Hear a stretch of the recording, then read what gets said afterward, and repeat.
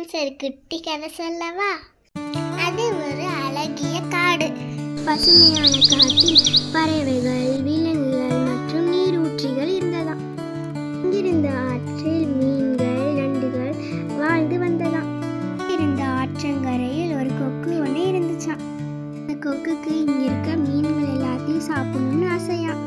அப்ப அது ஒரு ஐடியா பண்ணுச்சான். அப்போ அந்த நண்டு கிட்டையும் மீன்கள் கிட்டையும் இந்த கொக்கு பேசிச்சான்.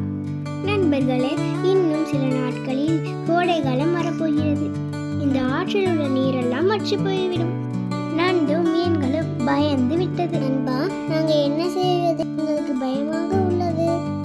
கவலைப்படாதீர்கள் நண்பர்களே, நான் உங்களை காப்பாற்ற. அந்த மலைக்கு அந்த பக்கம் ஒரு ஆறு இருக்கு. அதுல எப்பயுமே தண்ணி வத்தாது.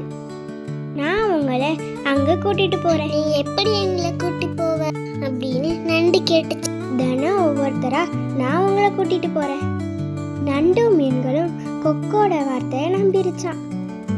தினமும் ஒவ்வொரு மீன்களையும் அந்த கொக்கு கூட்டிட்டு போச்சான்.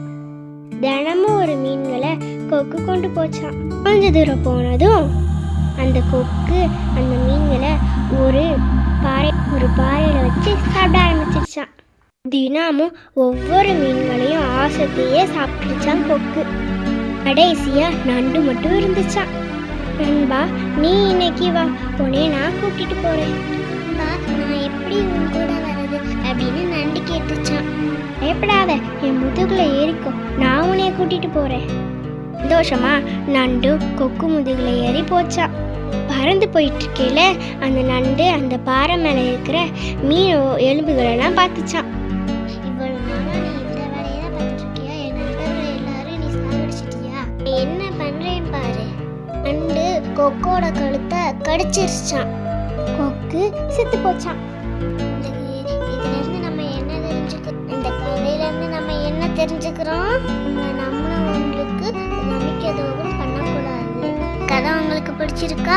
லைக் பண்ணி ஷேர் பண்ணுங்க. தேங்க்ஸ்.